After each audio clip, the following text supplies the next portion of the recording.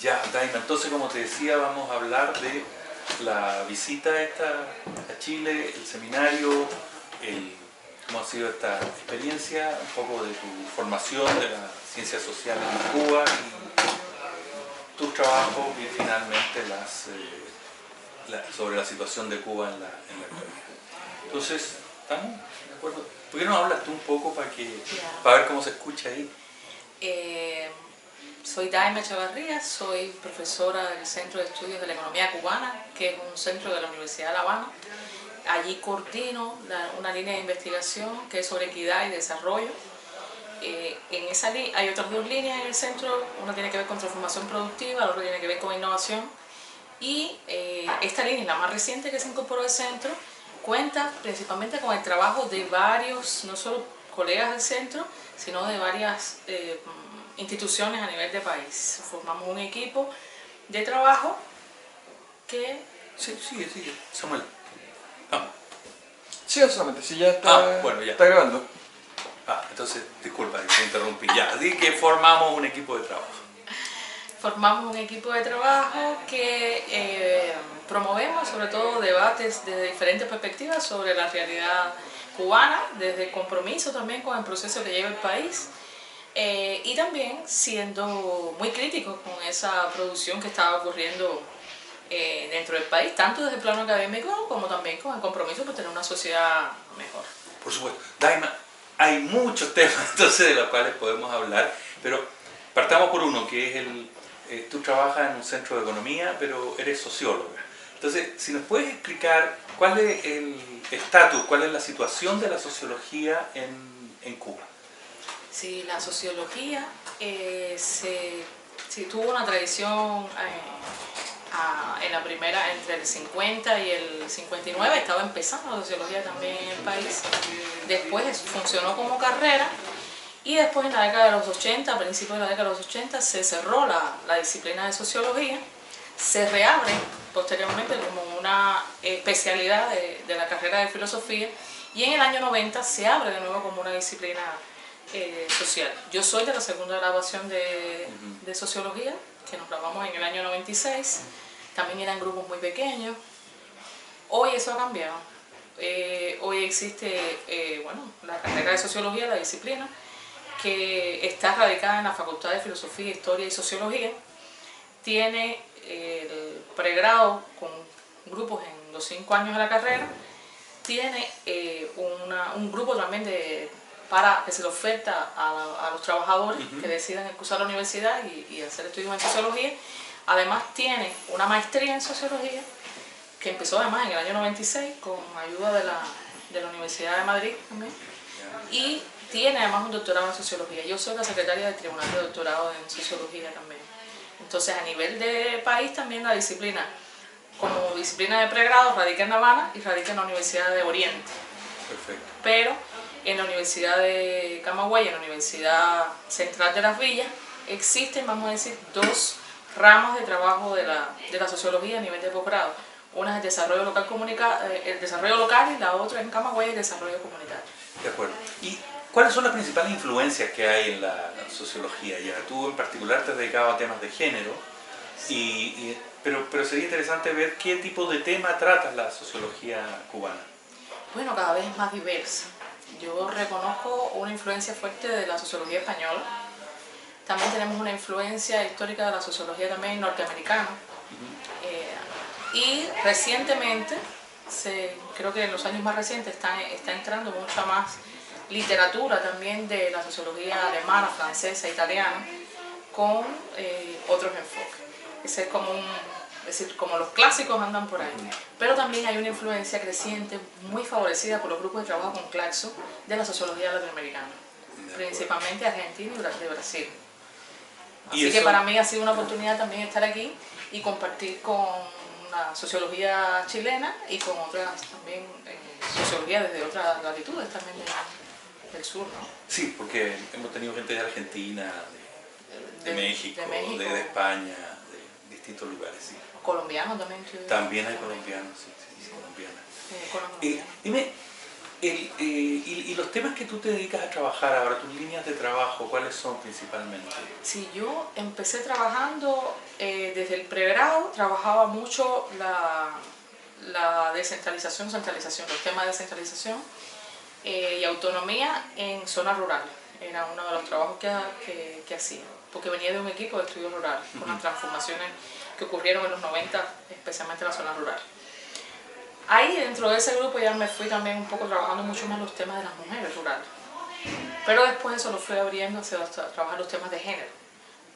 Después, cuando me gradué, trabajé en una empresa, es decir, allá cuando tú terminas la universidad, si tienes determinadas condiciones, te dan determinadas ocupaciones fijas. Yo era título de oro y entonces me pusieron en el Ministerio de Comercio Exterior.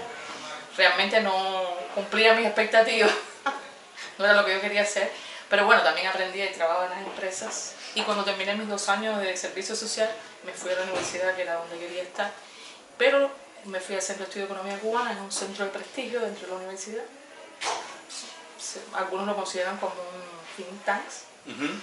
Ahí empecé trabajando en un equipo que trabajaba en los temas empresariales. Entonces mis primeros caminos fueron por ahí. Pero siempre trabajando los temas de género, ¿no? Lo primero era que no había mucha conciencia de qué cosa era ser una socióloga o un sociólogo, ni qué hacía la sociología, ¿no?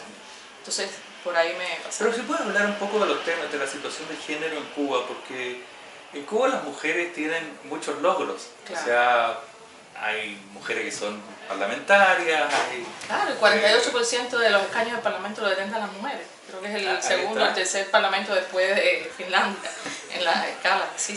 Así es, y en el trabajo están integradas. Entonces, ¿cuál sería los temas de género que se tratan en Cuba? Bueno, también hemos tenido toda una evolución de trabajar de mujeres a trabajar los temas de género, ¿no? Ahí vienen también mis intereses en esos temas porque justo lo que pasó con las mujeres dentro de la revolución se considera una revolución dentro de la propia revolución porque se abrió muchas oportunidades para romper esas barreras discriminatorias que habían hacia las mujeres. Eso ocurrió mucho en la década de los 60, se crearon muchísimas condiciones, el aborto como un derecho, hacerlo en instituciones estatales con calidad y gratuito, el divorcio desde el año 24, había un movimiento feminista fuerte también en Cuba. Entonces, sin embargo, con todas esas condiciones de contexto, ¿por qué todavía me llamó la atención que en los puestos de verdad de toma de decisiones no llegábamos ni al 30%? Entonces, por esos temas fue que empecé a trabajar los temas de género, básicamente porque me motivaba que a pesar de todo un grupo de estructuras favorecedoras a la incorporación de la mujer, se mantenían discriminación. ¿Y qué es lo que has encontrado? ¿Cuáles son las razones que justifican esta exclusión de las mujeres de las decisiones, dices tú? Sí. Mi tesis de doctorado fue sobre mujeres y hombres dirigiendo en organizaciones, en empresas, básicamente. Y entonces yo partía de la hipótesis de que esa socialización de género hacía que las mujeres dirigieran de una manera diferente. Y cuando llegué a la empresa dirigían igual. Y lo que busqué fueron los mecanismos en los cuales se reproducían determinados estilos de determinadas formas de trabajo. Eran unas prácticas específicas. Y lo que me da fueron que existen prácticas discriminatorias realmente en el cotidiano que no han movido esa posición secundaria de las mujeres suficientemente como para considerarlas aptas y curricularmente idóneas para determinados puestos. Se mantiene esa brecha. Eso en el trabajo productivo. Además, realmente la incorporación de las mujeres ocurrió mucho más en el mundo productivo y no ocurrió un cambio de los márgenes del mundo reproductivo. Es decir, todas las políticas estuvieron orientadas más a la incorporación de la mujer al mundo económico y hubo poca modificación al interior del hogar. Ocurrieron modificaciones, por supuesto, pero se trabajó menos en esa dimensión del hogar. O sea, lo que se habla de la negociación de roles de género dentro de la familia, eso es algo que no ocurrió. Sí, ocurrió más lento, o está ocurriendo en más lentitud que lo que ocurrió con más rapidez la incorporación de las mujeres al mundo público que la transformación de los roles en el hogar. Por ejemplo, el cuidado continúa siendo una tarea feminizada, tanto el cuidado institucionalizado, o por el que recibes un salario, como por el cuidado a nivel familiar. De acuerdo. Bueno, y eso entiendo que en los últimos años ha sido creciente, porque yo me imaginaba o entendía que en Cuba existía un sistema de cuidado estatal Sí, existe un sistema de cuidado estatal. Sin embargo, ese sistema se ha ido deteriorando por las diferentes crisis económicas también que ha tenido el país, y ese cuidado estatal cubre más la dimensión, vamos a decir, salud, sanitaria, un poco también la primera edad, con la creación de los círculos infantiles, que fue para todas las mujeres trabajadoras, o para todas las mujeres con empleo, y también hogares ancianos. ¿Qué pasa aquí? Bueno, como le dije, por una parte se ha deteriorado un poco la infraestructura que brinda esos servicios de cuidado, por otra, también ya quedaban fuera del acceso a ese servicio, sobre todo de cuidado de la primera infancia, a las mujeres que no tenían un empleo estable. Esto se modificó con la Ley de Seguridad Social de 2013, que amplió la posibilidad de acceder a los servicios de cuidado estatalizados por las trabajadoras del sector privado y cooperativo que tuvieran contrato, y eso, bueno, mejoró también ese sentido. Lo que pasa es que todavía es insuficiente las capacidades que hay, porque realmente se cobran unos precios muy baratos para acceder a esto. También los niños, por ejemplo, en primaria, que viven, tú pagas una cuota muy baja también porque el niño almuerza en la escuela también, lo que te da una garantía de que está cuidado desde las 8 de la mañana hasta las 4:30 de la tarde. Entonces, ¿dónde está el principal problema? Con las personas de la tercera edad, con las personas adultas mayores y con las personas con discapacidad. Que aunque hay una escuela especial, una atención especial para los jóvenes, las personas que tienen discapacidad, esa escuela llega hasta los 15 años generalmente. Y generalmente después se hacen unos procesos de inserción laboral de estas personas con discapacidad. Pero después de ese periodo que no se logra insertar laboralmente, y ahí es donde entra la familia y el mercado. Por decir, las mujeres. Exactamente. Y las mujeres, cuando no pueden pagar aquí, primero para los servicios de cuidado de los jóvenes con discapacidad, casi no hay oferta de contratar un servicio para ese cuidado. Para los adultos mayores sí. Ahora dime, ¿estos son temas que se discuten en algún nivel en la sociedad cubana? Sí. ¿O es una cosa de los círculos académicos exclusivamente? Sí. Sobre el tema, como Cuba tiene una estructura etaria envejecida, que el 20,1% de la población en el 2017 superaba los 60 años, y se espera que en unos años va a llegar al 25% de la población. El tema del envejecimiento poblacional es un tema discutido en los diferentes espacios. Menos visible es el tema del cuidado de las personas con algún tipo de discapacidad, y el cuidado infantil también es un tema. Es decir, en general, cada vez en este momento se está posicionando mucho el tema del cuidado en el discurso público también. ¿Incluido el rol de las mujeres en ese Sí, también. el sesgo femenino que tiene Sí. También hay un enfoque que las prioriza como una reserva de productividad. Entonces, porque el país está inmerso en todo un proceso de mejoría de la productividad, y entonces se ha enfocado, algunos grupos lo están enfocando ese debate a partir de que esas mujeres que salen del mercado laboral a dedicarse a roles de cuidado, son muchas veces, los estudios que nos han dado, son mujeres capacitadas, mujeres que tienen habilidades, y que se salen del mercado laboral, por tanto dejan de proveer al sistema. Tú hablabas un poco del deterioro del sistema de cuidado estatal. ¿Esto tiene alguna relación con el proceso de reformas que vienen desde la caída del bloque socialista, que afectó muy fuerte a Cuba y que posteriormente se ha ido expresando una serie de cambios hasta llegar a el 2011, ¿no? Lo que llaman la actualización exacto, del modelo económico? O sea, si nos puedes hacer, yo sé que es un periodo muy largo, que tiene muchas complejidades, pero si nos puedes contar en qué está el sistema socialista cubano. Eso es una palabra como de bola de cristal. Bueno, como he estado contando, hemos pasado por diferentes procesos de cambio y de reforma, siempre con la idea de conservar el socialismo como modelo social, y como contaba, en la década de los 90 ese cambio estuvo principalmente motivado, impulsado por una crisis externa de la caída del campo socialista, y con ello la mayoría de los vínculos comerciales. Sin embargo, las reformas asociadas al proceso de actualización están más bien hechas con una mirada hacia adentro del propio sistema, buscando la sostenibilidad económica del sistema. Y entre esas crisis profundas de los 90 Y el proceso de actualización hubo un periodo que se le llamó de batalla de ideas, que trató de recurrir, de reforzar el modelo humanista de desarrollo a partir de más de 300 programas sociales de recuperación de grupos que habían quedado rezagados en la década de los 90. Ese era el propósito. Sin embargo, se mostraba que eso era insostenible, con un crecimiento del gasto social muchas veces el doble de lo que crecía el Producto Interno Bruto. Entonces esa es como la base de la actualización, de lo que fue la actualización.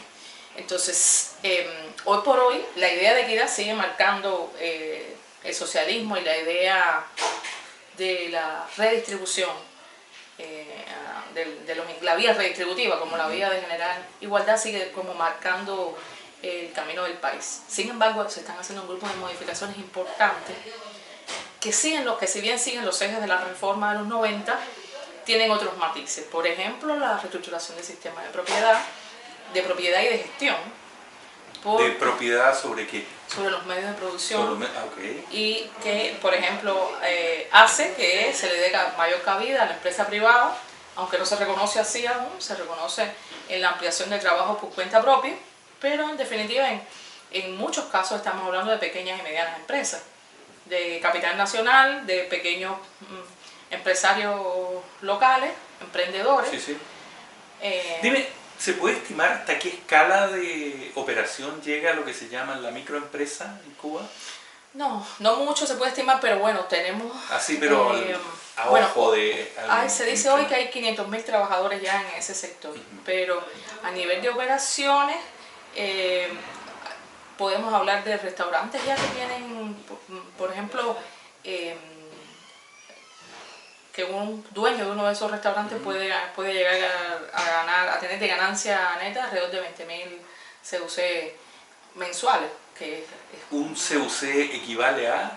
$1 americano. Está pareado con el... Bueno, está pareado, pero esa es una moneda nacional que se reconoce. No la podría cambiar en ninguna parte, sí, pero dentro de Cuba... Sí, dentro de Cuba es como igual.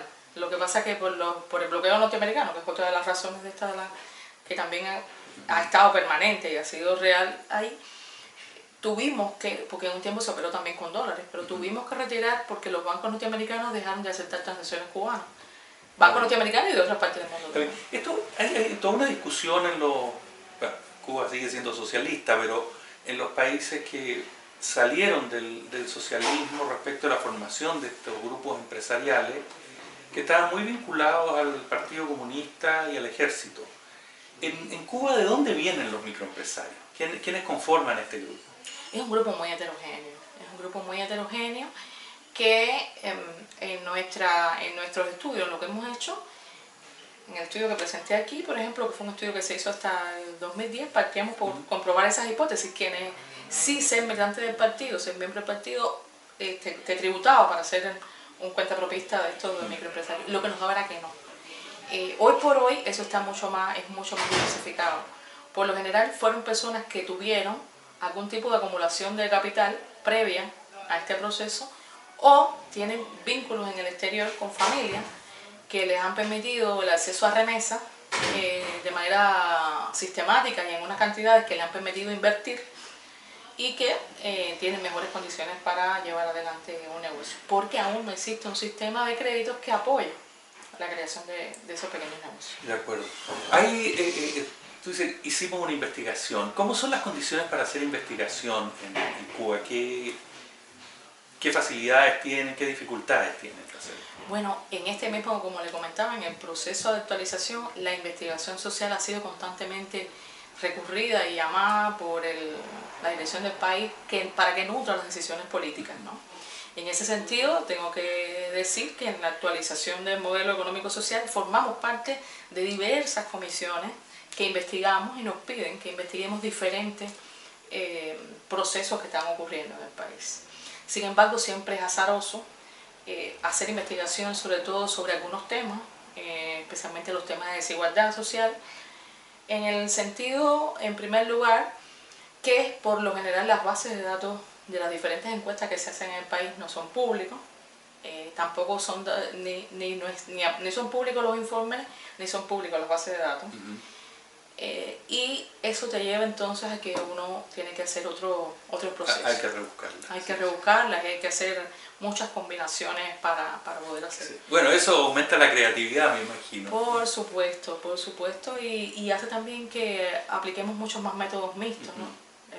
La doctora Mayra Espina a veces dice que, bueno, que tenemos demasiada marca hacia lo cualitativo, pero también con mucha aplicación de diferentes métodos de la antropología, la psicología, análisis estadístico, Sí. Por diferentes vías para poder llevar adelante las investigaciones. Perfecto. Ahora, cuando decías esto de la actualización y que había un desbalance entre el gasto social y el crecimiento del producto, ese es un argumento que suena sumamente técnico, es un argumento que lo hemos escuchado mucho acá, frecuentemente asociado a lo que se llaman las políticas neoliberales, que siempre están hablando de ajustar el gasto, de que no se puede gastar más de lo que se crece, que el crecimiento es condición. A mí me suena algo paradójico y extraño escuchar que en Cuba se está haciendo ese tipo de argumentos. No sé si estoy equivocado o si me puedes orientar de qué es lo que pasa, cómo es ese argumento. Como le comentaba, también con el traspaso de Fidel a Raúl en esta misma continuidad, ese fue un argumento real, porque siempre la sostenibilidad económica del socialismo siempre estaba en entredicho. La eficiencia de la empresa estatal, por ejemplo, que es la empresa que predomina, la eficiencia del gasto social, son como temas fijos y críticas históricas al modelo socialista. Entonces lo que se intenta en esta etapa en la que estamos viviendo es mantener el socialismo, ¿no? Y también por eso un poco la meta de este socialismo que estamos viviendo es un socialismo próspero y sostenible, ¿no? Y estos dos elementos aluden explícitamente a la necesidad de hacerlo sostenible en lo económico, en lo social y en lo ambiental, por ejemplo, ¿no? Y la prosperidad sí está más vinculada mucho a un concepto más de sostenibilidad económica realmente. ¿Y el bienestar de la población, dónde está ahí? O sea, ¿también supone incrementar el bienestar de la población esta prosperidad? Sí, la mayoría de todos los documentos que forman parte de la plataforma programática, que son los lineamientos del partido y la revolución, que tienen dos ediciones, los objetivos del partido, el plan de desarrollo económico y social para el 2030, enuncian que el fin último es elevar el nivel de vida de la población y el bienestar de la población. Y esa es como la meta declarada, ¿no? Y todo esto considerarlo en términos de equidad. Y la segunda lectura que se hace también es que nadie quedará desamparado. Es como una protección mínima a los grupos que puedan quedar en mayor desventaja para poder acceder a esas oportunidades. ¿Pero eso se parece algo a lo que llamamos acá políticas focalizadas? Por primera vez, en Cuba durante mucho tiempo se rechazó mucho lo de las políticas focalizadas, ¿sí?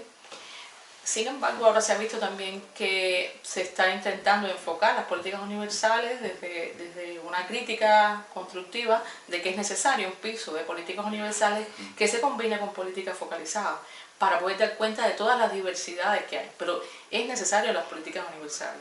Lo que además con una dimensión local, no central, no nacional, con una dimensión local, hacer una lectura de cómo se implementan esas también políticas, o cómo implementar políticas específicas para grupos específicos en determinados lugares. O sea que hay también un movimiento hacia la descentralización de la política social. Sí, hay un movimiento hacia la descentralización de la política social a nivel de los gobiernos locales.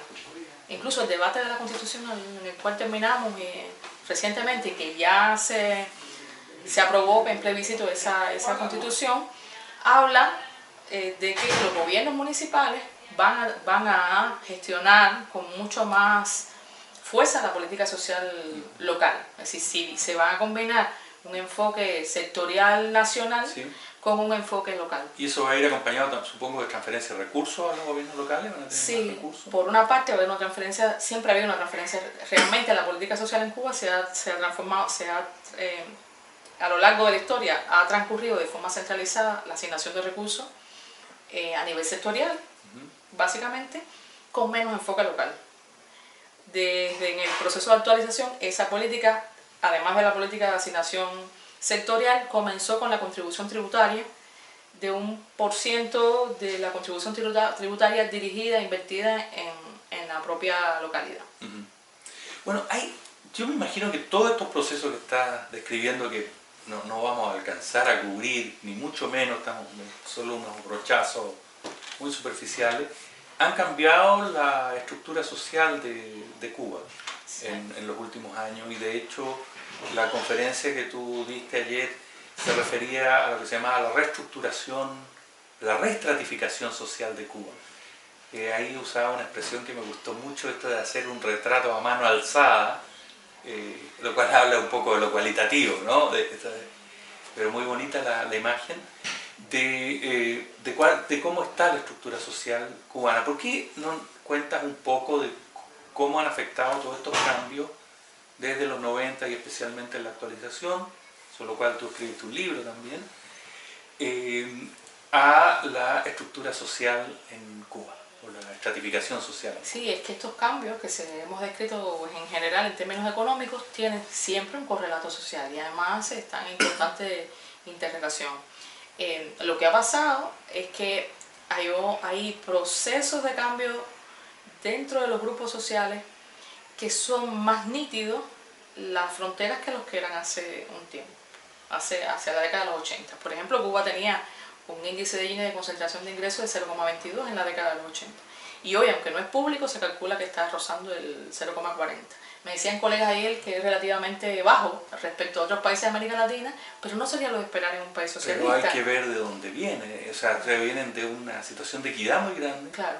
Entiendo también que en el índice de desarrollo humano, hemos caído. Cuba, que estaba dentro de los muy altos, ha pasado a los medios altos ahora. Sí. Y esos son indicadores de algo que está pasando también, ¿no? De que está ocurriendo a nivel nacional. Lo que estamos viendo es que aquellas personas que tenían, y ojo, todavía lo estamos viendo a nivel de personas. Yo pensaba porque, bueno, hablando así, una de las cosas que me ha servido mucho de la conferencia, de estar en el taller, ha sido para hacer enganches de ideas y de nuevas cosas que podemos investigar o enfoques que le podemos dar a lo que ya veníamos haciendo. En la conferencia de hoy, yo lo que pensaba con lo de Patricio, el énfasis de la discriminación como no a nivel individual, sino a nivel grupal. Eso me parece, sí fue una de las ideas que esto por aquí es. Porque todavía lo que estamos viendo principalmente hay conformación de grupo, se está cada vez más yendo a una conformación de grupo, pero todavía vemos más aislados. Entonces vemos como que hay sujetos que pudieron aprovechar la reforma de apertura que ocurrió, de apertura de relaciones mercantiles que ocurrió en los 90 y en el proceso de actualización, porque tenían también una acumulación previa, no necesariamente vinculada al esfuerzo propio, y que les permitió hacer mejor uso de esas oportunidades.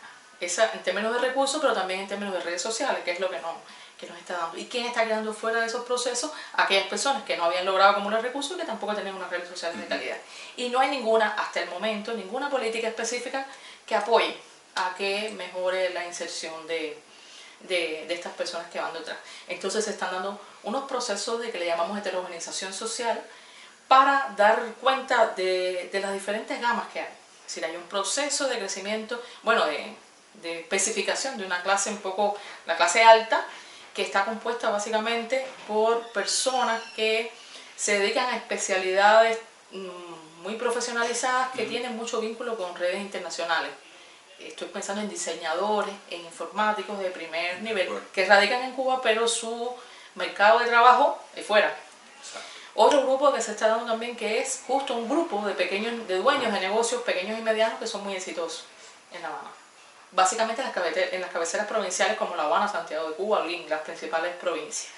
Otro grupo también que está ocurriendo, que es como una clase media, que también está compuesta por diferentes personas, no solo atendiendo a nivel de ingresos, sino también a que tienen un capital cultural que les permite manejarse en otros términos. También está ocurriendo una heterogenización de las personas que viven en las zonas rurales, a raíz de, por una parte, el cierre de los centrales azucareros que generó una población que quedó, aunque apoyada por programas sociales que trataban de reincorporarlos a la vida laboral, de todas formas eso tuvo un costo. Y algunos de ellos viven en condiciones precarias, frente a otros que en este mismo proceso de entrega de tierras en usufructo, han logrado manejar hoy extensiones de tierra considerables y que son un poco campesinos y familias de campesinos consolidadas en las zonas rurales en las que trabajamos.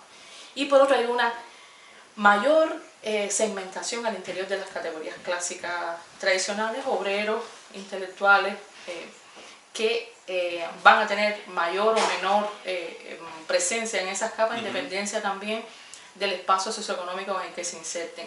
Sea ese espacio socioeconómico está caracterizado por el tipo de propiedad, si es mixta, cubana, cooperativa, privada, el nivel de participación que tengan en esas decisiones, si son dueños o no son dueños y cuánto pueden influir, va a estar también viendo con la capacidad de gestión de sus propias condiciones materiales. Y eso va a llevar a que haya obreros, por ejemplo, que están en mejores condiciones para desarrollarse que otras personas, así en todas las categorías, ¿no? Está bien. ¿Y qué pasa con los trabajadores del sector público? Bueno, el sector público es enorme. El sector estatal es enorme, claro. Hubo un proceso de redimensionamiento del sector estatal.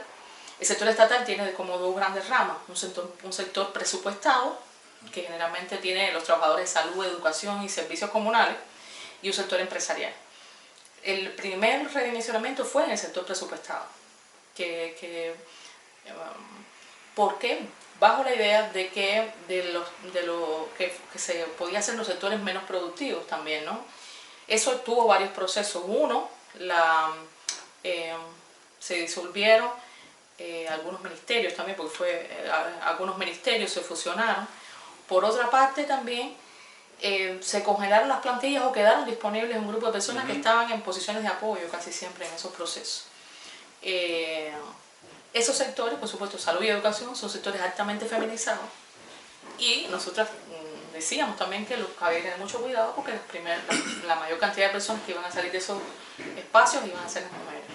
En la práctica eso fue un proceso que no fue tan traumático como se pensó en un inicio, por lo que hemos estado investigando. También ahí la Federación de Mujeres Cubanas y los sindicatos tuvieron un rol importante en negociar el proceso, pero tenemos la hipótesis en la que estamos trabajando, bueno, y ya casi lo tenemos casi comprobado, que es que lo que ocurrió fue un reacomodo de esa población que quedaba disponible, esas personas ocupadas, hacia ocupaciones peor remuneradas, que en el mediano plazo salieron por voluntad propia del sistema.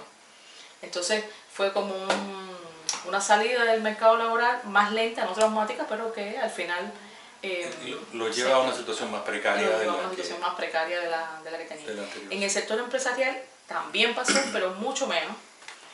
Y el sector empresarial ha sido beneficiario de un grupo de modificaciones salariales importantes, también igual el sector de la salud pública. Y entonces hace más atractivo trabajar también en el sector empresarial que en el sector público. De hecho, para muchas empresas, para las empresas sobre todo reanimadas, que están insertadas también en servicios de exportación, así. Bueno, Taima, ha sido un gusto conversar contigo sobre estos temas. Muchas gracias por la invitación. Eso es lo último que quería preguntarte, ¿qué te ha parecido este seminario? Algo nos dijiste ya, que tenías ideas, que comparabas con cosas que hacíamos nosotros, cosas que se hacen en Cuba o que quieres seguir haciendo.